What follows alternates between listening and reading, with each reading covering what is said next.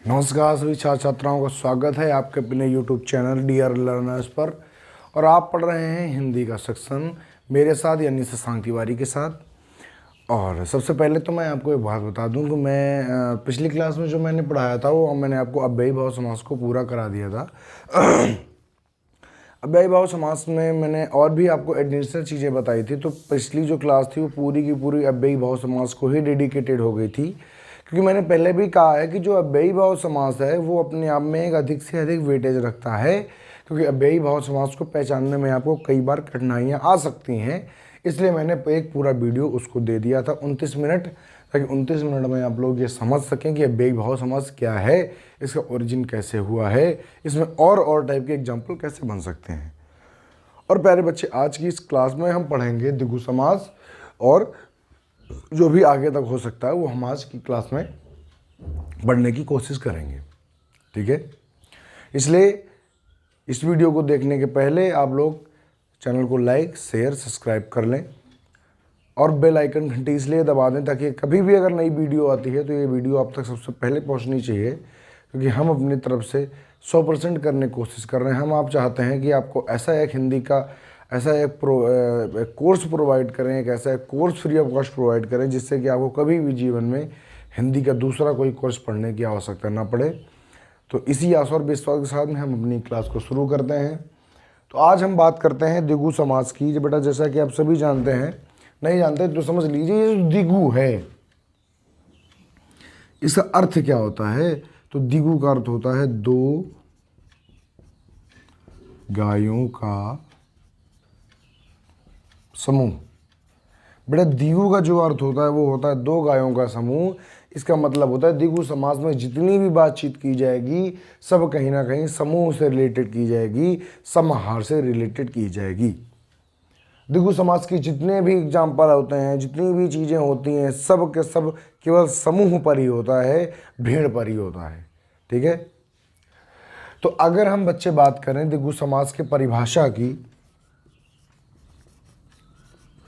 और आप तो जानते ही हैं कि ये कौन सा पद प्रधान समास है, तो तत्पुरुष कर्मधारय। और द्विगु समास द्वितीय पद प्रधान समास थे, तो हम लिख देंगे यहाँ, हम लिखेंगे यह द्वितीय पद, यह द्वितीय पद प्रधान समास है। फिर क्या लिखेंगे, फिर देखिए द्विगु समास की एक प्रॉपर्टी होती है कि द्विगु समास का प्रथम पद जो होता है, भाई दो पद तो होंगे ही होंगे। हमने बताया था कि संधि और समास किनके बीच में होते हैं, दो पदों के बीच में होते हैं। यहाँ पर भी कितने पद होंगे, दो। जब दो पद होंगे तो कहते हैं प्रथम पद के, कहते हैं प्रथम पद जो होता है उस वो कैसे होता है, संख्यावाची होता है। अब अगर संख्यावाची नहीं होगा तो समूह कैसे बनाएगा। संख्यावाची का मतलब है 1 2 3 4, इस प्रकार से कोई ना कोई संख्या होगी, ताकि बाद में हम समूह हम कब बनाते हैं, जब दो से ज़्यादा चीज़ें होती हैं, चार से ज़्यादा चीज़ें होती हैं, तभी तो समूह बनाते हैं। भाई समूह किन्हीं दो चीज़ों, किन्हीं दो व्यक्तियों को, किन्हीं दो वस्तुओं को, या किन्हीं दो के ऊपर जितनी भी चीज़ें वस्तुएं आदि हैं संख्याओं को ही ये तो हम समूह कहते हैं। इसलिए इसका प्रथम पद परिभाषा में होता है इसका प्रथम पद कैसा होता है, तो प्यारे बच्चे संख्यावाची होता है। इसका प्रथम पद संख्यावाची होता है तथा द्वितीय पद क्या हो गया, प्रथम संख्यावाची हो गया। तो संख्या को बताने के लिए किसकी संख्या बताएगा, संज्ञा की संख्या बताएगा। द्वितीय पद संज्ञा होती है। अब देखो, प्रथम पद हो गया संख्यावाची, द्वितीय हो गया संज्ञा, तो अब दोनों मिलकर के किसके अर्थ का बोध कराएंगे, तो दोनों मिलकर किसी समूह के अर्थ का बोध कराते हैं। दोनों मिलकर समूह के अर्थ का बोध कराते हैं। समूह के अर्थ का बोध कराते हैं। क्या होता है, द्विगु समास, द्विगु समास कहलाते हैं। समझिए क्या कहलाते हैं? द्विगु समास कहलाते हैं। हमने लिखा है यह द्वितीय पद प्रधान समास है। आप सब जानते हैं इसका प्रथम पद संख्यावाची होता है तथा द्वितीय पद कोई ना कोई संज्ञा होती है तथा दोनों मिलकर के समूह के अर्थ का बोध कराते हैं। तो प्यारे बच्चे, अगर हम आपसे यहाँ पर कहें कि बताइए जब हम इसका विग्रह करेंगे तो हम क्या लिखेंगे, तो हमेशा समूह लिखेंगे। जैसे एग्जाम्पल के तौर पर आप समझिए, उदाहरण के तौर पर आप समझेंगे, हमने लिखा जैसे तिराहा, हमने लिख दिया चौराहा, हमने लिख दिया पंचामृत। अब देखिए, अब अगर हम इनका विग्रह करते हैं प्यारे बच्चों, तो विग्रह करने पर यहाँ पे क्या आना चाहिए? तो आना चाहिए समूह। तो अगर बात करें तिराहा, आप देखो इसका प्रथम पद कैसा है? प्रथम पद संख्यावादी ती माने 3, चौराहा प्रथम पद संख्यावादी चौ माने 4, पंच माने 5। इसका मतलब इनके प्रथम पद कोई संख्यावाची हैं। दूसरा राह संज्ञा है, राह संज्ञा है, अमृत संज्ञा है। इसका मतलब इसका प्रथम पद संख्यावाची है तथा द्वितीय पद कोई न कोई संख्या। ये देखो तीनों संख्यावाची हैं भैया, ध्यान देते रहना। तीनों कैसे हैं? तीनों हैं संख्यावाची। तीनों कैसे हैं? संख्यावाची हैं। तथा लास्ट वाले क्या हैं? द्वितीय पद क्या हैं? कोई न कोई संज्ञा है। तो अगर हम बात यहाँ पर ये करें कि आप ये बताइए मुझे कि इसका विच्छेद क्या होगा, सॉरी इसका विग्रह क्या होगा, तो आप कहेंगे सर जी ती माने 3, राहा माने राह और समूह और लगा दो तो लिख दो 3 राहों का समूह। बड़ा सरल होता है ये वाला द्विगु समास, बस आपको थोड़ा सा दिमाग लगाना होता है। तो हम लिख देंगे 3 राहों का समूह। अब देखिए प्यारे बच्चे, कहीं कहीं समूह लिखा होता है और कहीं कहीं लिखा होता है समाहार। तो आपको डरना नहीं है, ये जो समाहार होता है समूह को ही क्या कहते हैं? समाहार कहते हैं। तो चाहे कहिए 3 राहों का समूह और चाहे कहिए 3 राहों का समाहार, दोनों 101% सही है। तो इसमें आपको दिक्कत नहीं लेनी, क्योंकि समाहार का भी मतलब होता है समूह और समूह का मतलब तो समूह होता ही होता है। जैसे दूसरा हम करें तो हम लिख दें 4 चौराहा 4 राहों का समाहार लिख दें और चाहे लिख दें समूह, दोनों 100% सही हैं, कोई दिक्कत नहीं है। अच्छा, समाहार हम इसलिए बता रहे हैं ताकि आप कभी भी आपके पास में आ जाए तो आप समाहार को देखकर पैनिक न करें, दिक्कत न लें कि अरे सर जी ये तो नई कोई बात आ गई। ये कोई भी नई बात नहीं है। समाहार को ही समूह कहते हैं और समूह को ही समाहार कहते हैं और इसका प्रयोग द्वंद्व समास के विग्रह में किया जाता है। इसकी बात लोग जैसे लिखा हो पंचामृत, तो हो जाएगा 5 अमृतों का समूह, 5 अमृतों का समूह। तो फटाफट इसके स्क्रीनशॉट करें, फिर हम आगे और एग्जाम्पल्स पे बात करने वाले हैं। अभी इसको जल्दी से करें। कर लिया प्यारे बच्चे? चल देखो आगे। तो इसकी परिभाषा हो गई, इसके उदाहरण हो गए 3। अब इसके और हम उदाहरण पे चर्चा करेंगे जो हमने आपको पहले ही बताया है। यहाँ पर हमने आपको ये बताया कि द्विगु समास का जो मतलब होता है वो होता है 2 गायों का समूह और इसका प्रथम पद संख्यावाची होता है तथा द्वितीय पद कोई संज्ञा होती है तथा दोनों मिल करके किसका बोध कराते हैं? सर जी दोनों मिल करके बोध कराते हैं किसी समूह का या किसी समाहार का। ठीक है, अब चलो आगे बात करते हैं, अन्य उदाहरणों पे बात करते हैं, क्योंकि इनके उदाहरण बहुत ज़्यादा प्रसिद्ध हैं, बहुत ही ज़्यादा वो हैं। देखो, तो सबसे पहले तो हम लिख लेंगे एक अंकी। देखिए, इन उदाहरणों को पढ़ने के पहले अगर आप चाहें तो आप एक छोटा सा नोट पढ़ लें। नोट आपको ये पढ़ना है कि 1 से लेकर के 10 तक। समझिए, देखिए नोट यहाँ पर मैं लगा देता हूँ। नोट आपको पढ़ना ये है कि 1 से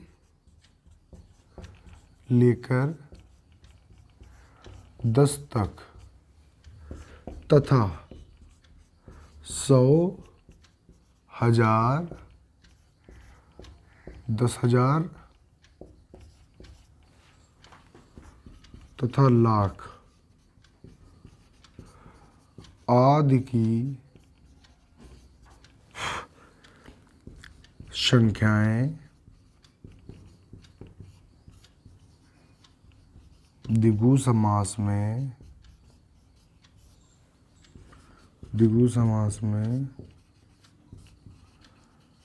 प्रयुक्त होती है। समझ पाए कि नहीं समझ पाए? आदि संख्याएं द्विगु समास में प्रयुक्त होती हैं और बाकी इसके ऊपर की जो संख्या होती हैं वो चली जाती हैं द्वंद्व समास में, इसलिए ये लिखाना अति आवश्यक है। ठीक है, तो यहाँ पर अभी आप देखेंगे कि 10 तक की ही संख्याएं, जैसे एक अंकी, फिर दूसरा लिख दिया गया द्विधारी, फिर हो गया द्विनाली, फिर हो गया तिरंगा, फिर हो जाएगा तिराहा। उसके बाद में क्या हो जाएगा? उसके बाद में हो जाएगा तिराहा, त्रिराहा नहीं, तिराहा, फिर हो जाएगा चौराहा, फिर हो जाएगा फिर हो जाएगा चतुर्भुज। अब देखिए, इस सबसे पहले क्या करेंगे? सबसे पहले इसका हम विग्रह जानेंगे। जैसे लिखा हुआ है एक अंकी, क्या लिखा हुआ है? लिखा हुआ है एक अंकी, तो हम लिख देंगे एक अंक। क्या लिख देंगे? एक अंक। और अंक को दूसरा का नाम होता है, दूसरा नाम होता है इसका दृश्य। ठीक है, लिख दिया। लिखा द्विधारी, द्विधारी क्या लिखेंगे? दो धारों का समूह या दो धारों वाली। पहले तो या तो लिख दो दो धारों का समूह, या लिख दो दो धारी, ऐसा भी लिख सकते हैं, लिख दो दो धार वाली। द्विधारी क्या होती है? द्विधारी तलवार होती है, ऐसी चाकू या तलवार जिसके दोनों तरफ धार होती है, उसको कहते हैं द्विधारी। तो लिख देंगे दो धार वाली। अब यहाँ पर समूह का प्रयोग नहीं करेंगे क्योंकि ये तो एक ही अंक है, यहाँ पर समूह तो अभी बना नहीं। अब ये है द्विधारी, तो अब इसके बाद में समूह का प्रयोग करना शुरू करेंगे। ये ध्यान से इनको याद रखना है। लिखा है द्विनाली, तो लिख दो दो नालों वाली।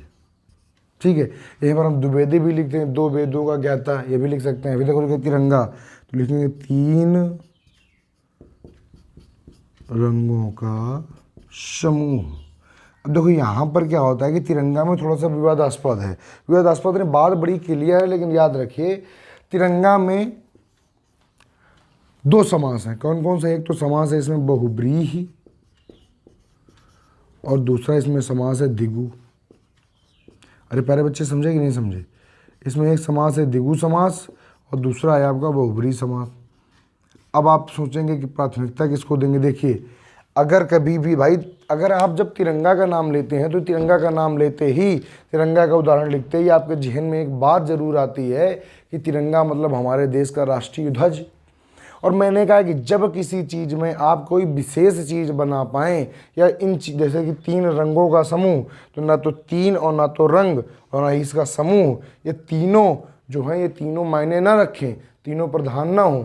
और प्रधान क्या हो जाए? तो प्रधान हो जाए, क्या कहते हैं, हमारे देश का राष्ट्रीय झंडा। तो वहाँ पर हो जाता है बहुब्रीहि समास। लेकिन अगर बहुब्रीहि समास नहीं दिया गया है तो द्विगु सही है, और अगर द्विगु नहीं दिया गया तो बहुब्रीहि सही है, और अगर दोनों दिए गए तो फिर बहुब्रीहि सही है।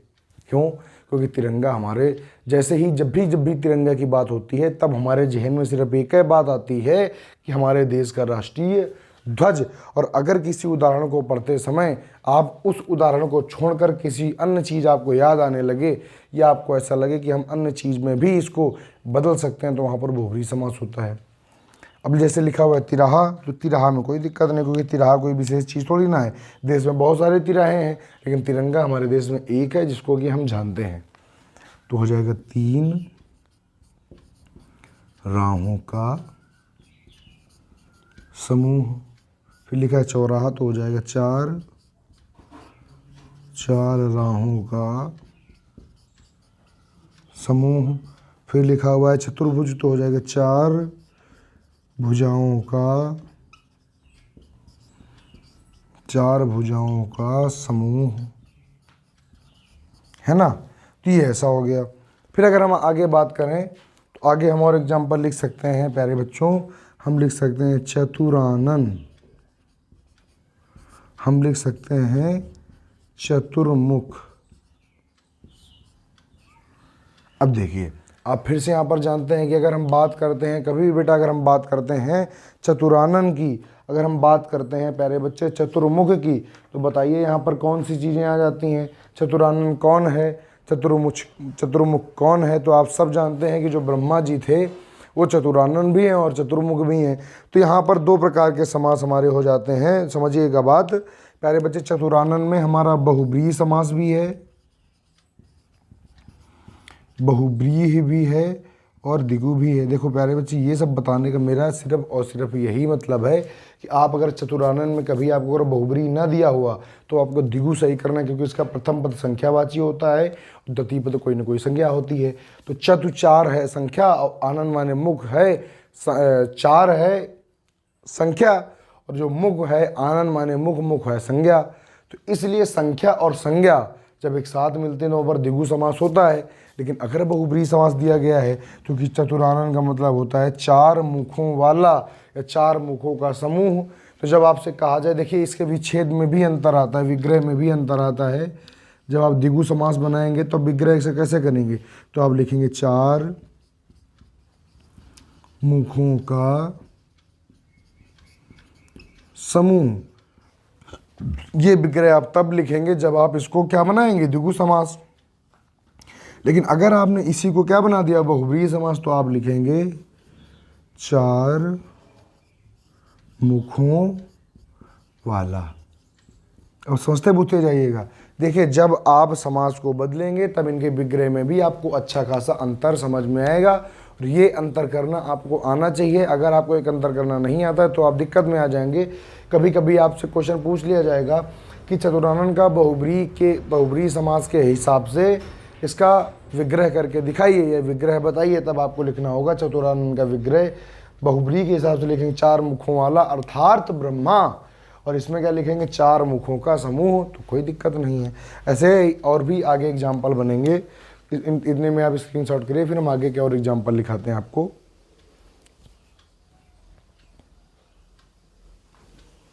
लिख लिया? देखिए आगे,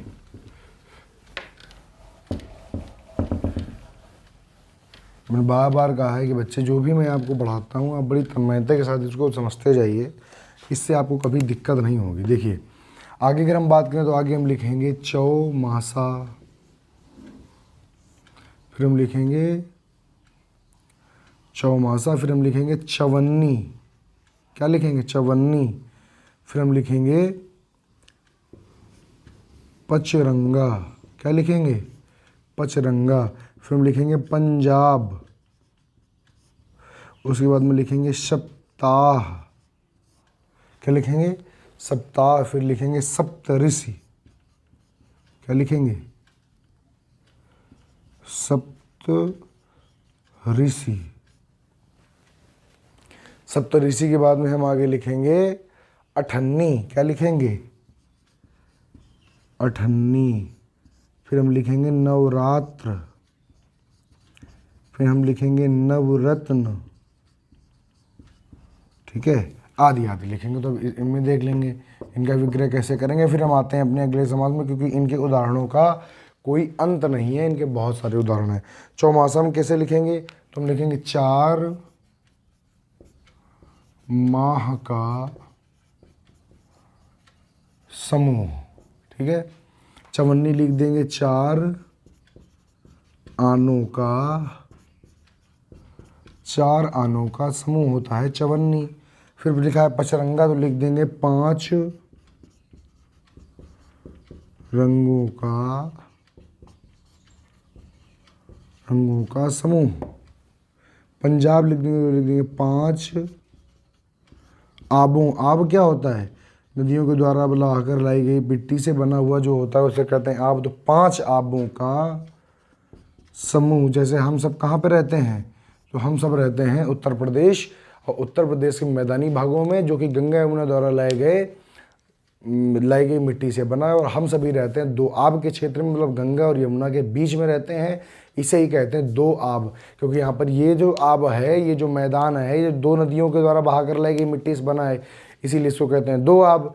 और अगर 3 नदियों से बना होता तो त्रिआब, 4 नदियों से द्वारा मतलब आसपास से अगर 4 से घिरा होता तो 4 आब। लेकिन जो पंजाब है 5 नदियों द्वारा बहाकर लाई गई मिट्टी से बना है, इसीलिए इसको कहते हैं पंजाब। समझे कि नहीं? सप्ताह तो लिख देंगे 7 आहों का समूह। आह का मतलब होता है दिन, 7 आहों का समूह, या आप लिख सकते हैं 7 दिनों का समूह। ठीक है, फिर आगे लिखे सप्त ऋषि, तो लिख दो 7 ऋषियों का समूह। 7 ऋषियों का समूह। फिर लिखा हुआ है 98, तो लिख दो 8 आनों का समूह। 8 आनों का समूह। फिर लिखा है नवरात्र, तो 9 रातों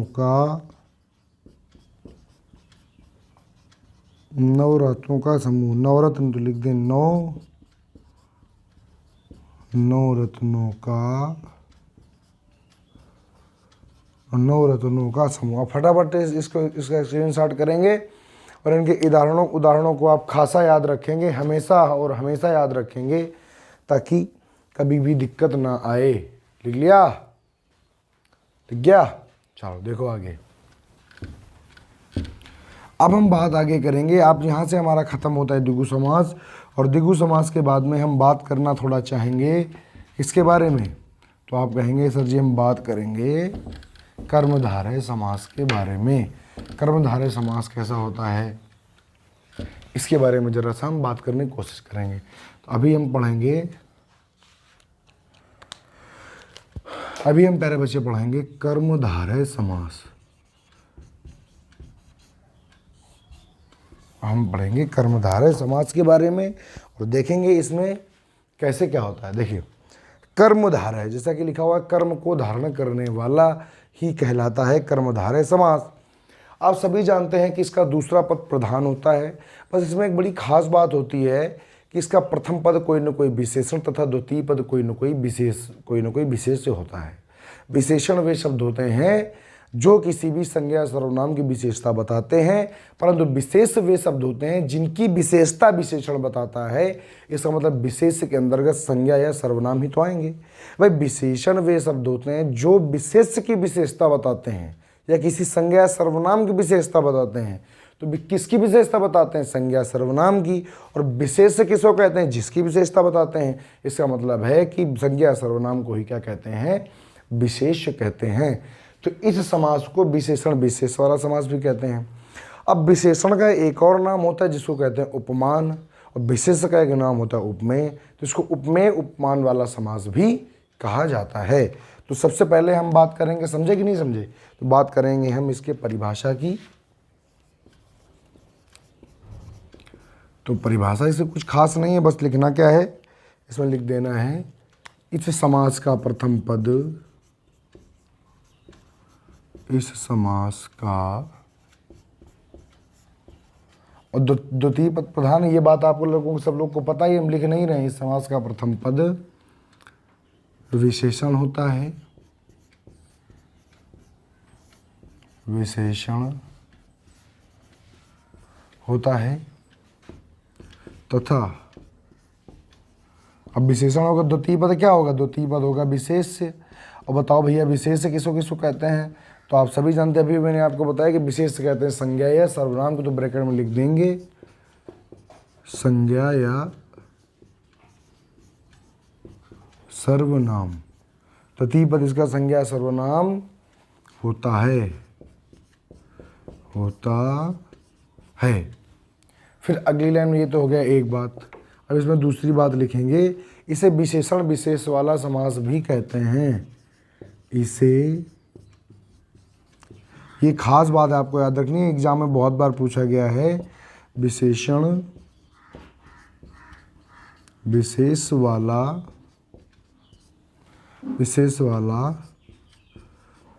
समास भी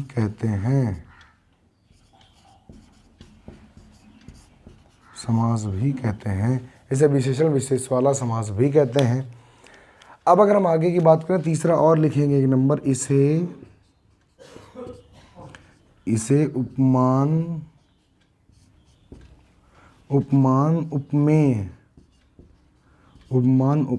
वाला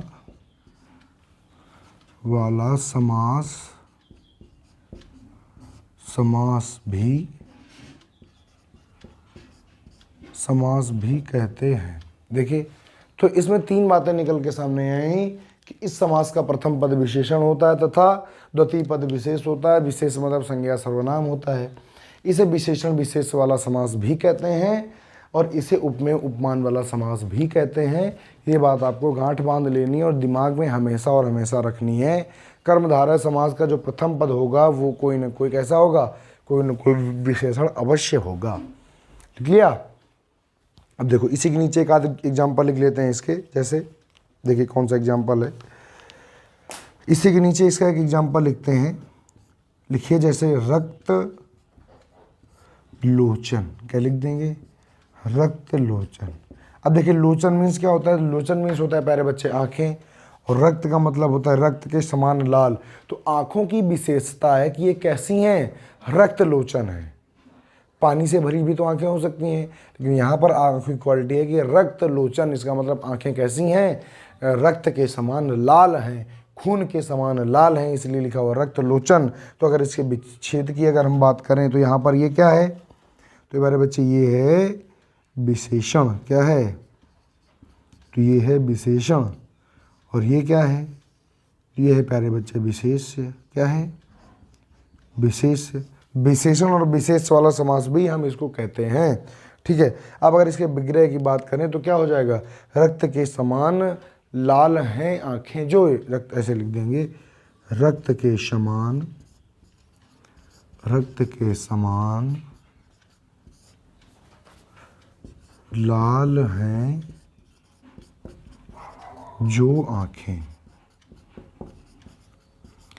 अब देखिए बहुब्री और कर्मधारय में सिर्फ इतना अंतर होता है। अगर यहीं पर लिख दो, यहीं पर अगर हम लिख दें रक्त के समान लाल हैं जिसकी आंखें, इसका मतलब आपको कुछ न कुछ उत्तर मिल रहा होगा। लेकिन यहाँ पर रक्तलोचन बहुत सारे लोग हो सकते हैं। अगर रक्तलोचन कोई एक देवी देवता या कोई एक व्यक्ति हुआ होता तो यहाँ पर बहुब्री समास हो गया होता। परंतु चूंकि रक्तलोचन हम भी हो सकते हैं, आप भी हो सकते हैं। क्रोध में कहते हैं हमारी आंखें लाल हो जाती हैं, चूँकि रक्तलोचन हम और आप भी हो सकते हैं। अगर कोई भी किसी भी समास में कोई भी उदाहरण, अगर कोई किसी अद्वितीयपन को प्राप्त करे, इसका मतलब जैसे हमने लिखा, जैसे एक एग्जाम्पल ले लीजिए, यहाँ पर भी आएगा और वहाँ पर भी सही है। जैसे एक एग्जाम्पल हमने ले लिया, देखिए यहाँ पर जैसे हमने एग्जाम्पल ले लिया बाघांबर। हमने क्या ले लिया? बाघांबर। तो आप सब जानते हैं लिखा हुआ है बाघ धन अंबर, मतलब बाघ का मतलब बाघ के, अंबर का मतलब कपड़ा। तो ऐसा व्यक्ति जो बाघ के कपड़ों को पहनता है या बाघ की छाल को कपड़े के समान पहनता है, वो कौन से हैं? तो आप कहेंगे शिव जी हैं। तो आपने जैसे हमने बात की बाघ अंबर की, बाघांबर की, मतलब बाघ के कपड़ों की, तो आपके मन में एक विचार आया कि बाघांबर तो शिव जी हैं, और जब बाघांबर शिव जी हैं तो क्या बताओ ये कर्मधारय समास होगा? तो कर्मधारय तो है ही, क्योंकि अंबर और बाघ, अंबर मतलब कपड़े की विशेषता किसके समान है? बाघ के समान है, बाघ जैसे हैं। तो कर्मधारय तो है ही, क्योंकि ये विशेषण है और ये विशेष है। लेकिन यहाँ पर चूंकि अद्वितीयपन को प्राप्त, अद्वितीयपन का मतलब क्या है? कि बाघ अंबर सिर्फ एक ही देवता ने पहना है, जो है भगवान शिव। तो ये अद्वितीय है, यूनिक है, मतलब संसार में एक है। और जो भी चीज, वस्तु, व्यक्ति संसार में एक होगा, वहाँ पर कौन सा समास होगा? तो वहाँ पर प्यारे बच्चे बहुब्री समास होगा। लेकिन अब देखो विच्छेद में अंतर क्या है, विग्रह में अंतर क्या है? अगर हम लिखें बाघ के समान अंबर या कपड़े, ऐसे लिख लो, कपड़े हैं जो, ठीक, कपड़े हैं जो, इसका उत्तर आपको नहीं देना है। लेकिन अगर इसी को लिख दो बाघ के समान कपड़े हैं जिसके, अब प्यारे बच्चे बताओ, क्या तुमको आंसर नहीं देना पड़ेगा? नीचे लिख दिया बाघ के समान कपड़े हैं जिसके, इसका मतलब शिवजी। तो ये तो प्यारे बच्चे चला गया बहुब्रीहि में। कहाँ पर चला गया? बहुब्रीहि समास में। लेकिन ये वाला क्या है? ये वाला है कर्मधारय। समझना, तो कर्मधारय में यही एक प्रॉब्लम होती है कि विच्छेद को विग्रह को गड़बड़ ना करें। अगर विग्रह को गड़बड़ किया तो ये जो समास है ये तत्पुरुष में कर्मधारय में जाने में जरा भी देर नहीं लगाता है। अब देखिए उदाहरण एक है बाघांबर, लेकिन इसके विग्रह दो प्रकार से। अगर इस प्रकार से विग्रह किया तो कर्मधारय, और इस प्रकार से विग्रह किया तो बहुब्रीहि। समझ पाए कि नहीं समझ पाए? इसका फटाक से स्क्रीनशॉट करेंगे, फिर इसके कुछ एग्जाम्पल करें, फिर इसको ख़त्म करते हैं। जल्दी से करिए। कर लिया? अब देखिए, तो कर्मधारय समास में आपके बहुब्रीहि समास के उदाहरण भी आते हैं। बहुब्रीहि अभी तक आप पढ़ते पढ़ते इतना आप जरूर जान गए होंगे कि बहुब्रीहि समास एक ऐसा समास होता है जिसमें दूसरा कोई ना कोई समास होना अनिवार्य है, क्योंकि बहुब्रीहि समास का कोई पद प्रधान नहीं होता। अब देखिए आगे इसी में देखिए उदाहरण देख लीजिए, और इसके पहला जैसे हम उदाहरण लिख दें का पुरुष, क्या लिख दें? का पुरुष। फिर हमने लिख दिया मृग नैनी, फिर हमने लिख दिया दुष्कर्म, फिर हमने लिख दिया कुकर्म। हमने लिखा का पुरुष, मृग नैनी, दुष्कर्म, कुकर्म। फिर हमने लिख दिया चंद्रमुख, हमने लिख दिया चंद्रमुखी। क्या लिख दिया? चंद्रमुखी। फिर हमने लिख दिया नीलकमल, नीलकमल। फिर हमने लिख दिया आगे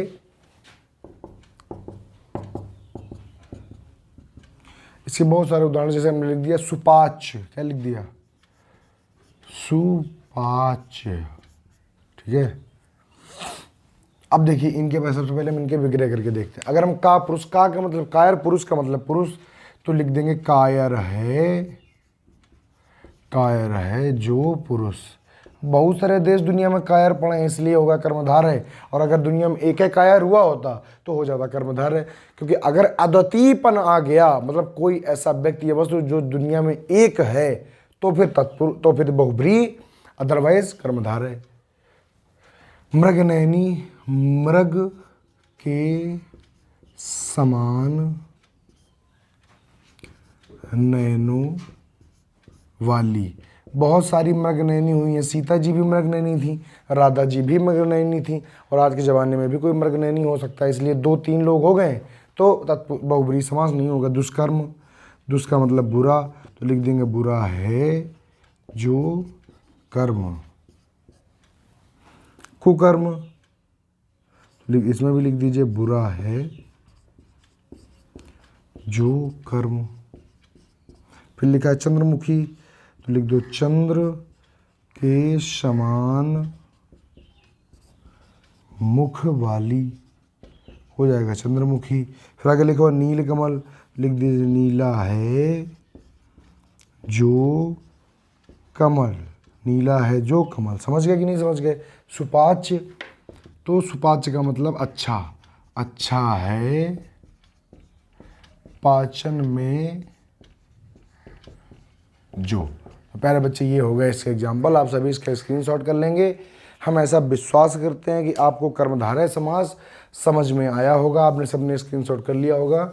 हम ऐसा भरोसा करते हैं कि आपको कर्मधारय समास बहुत ही बेहतर तरीके से समझ में आया होगा, और अगर नहीं आया है तो आप नीचे कमेंट करें, हम इसको दोबारा पढ़ाएंगे, अलग तरीके से पढ़ाने की कोशिश करेंगे। पर मेरा प्रयास है 100% रहा है कि आपको कर्मधारय समास और द्विगु समास बहुत ही अच्छी तरीके से समझ में आ जाए। अगली क्लास में हम आपको बताएंगे बहुब्रीहि समास और द्विगु समास, और सबसे लास्ट में पढ़ाएंगे तत्पुरुष समास, क्योंकि तत्पुरुष समास थोड़ा सा बड़ा होता है, उसमें 1 से 2 क्लासें लग सकती हैं ताकि आपको बेहतर समझ में आए। तब तक के लिए आप लोग चैनल को शेयर, लाइक और सब्सक्राइब जरूर करें, और वीडियो को अंत तक देखा करें ताकि आपको एक एक चीज़ों का बहुत ही अच्छी तरीके से पता चले, क्योंकि ये जो मेहनत है ये हम आपके लिए करते हैं, और आप नहीं हैं तो हमारा कोई अस्तित्व नहीं है। हम आपसे ही हैं, और आप हमसे कहीं ना कहीं हैं, क्योंकि आप भी जीवन में कुछ बेहतर करना चाहते हैं। तो आपको हमारी सहायता लेनी ही लेनी पड़ेगी। अगर आप हमारी सहायता लेते हैं, हेल्प लेते हैं, तो आप उस सीढ़ी तक ज़रूर पहुंच जाएंगे जहां तक आप पहुंचना चाहते हैं। क्योंकि हम भी लास्ट सीढ़ी में नहीं, लेकिन आप अगर पहली सीढ़ी में हैं तो हम 5वीं में ज़रूर हैं, तो हम आपको हाथ दे करके ऊपर ज़रूर खींच सकते हैं। तो वही हाथ देने का एक प्रयास हम ऑनलाइन के माध्यम से करते हैं, इस प्लेटफॉर्म के माध्यम से करते हैं। अगर इस प्लेटफॉर्म को आप हमें और इस प्लेटफॉर्म को आप सपोर्ट करते हैं तो आपको बहुत ही बेहतर रिजल्ट मिलने वाला है। स्वस्थ रहिए, मस्त रहिए, पढ़ते रहिए और मुस्कुराते भी रहिए, ताकि कहीं आपकी मुस्कुराहट ना खो जाए, आप स्ट्रेस कतई ना लें। तब तक के लिए धन्यवाद। जय हिंद।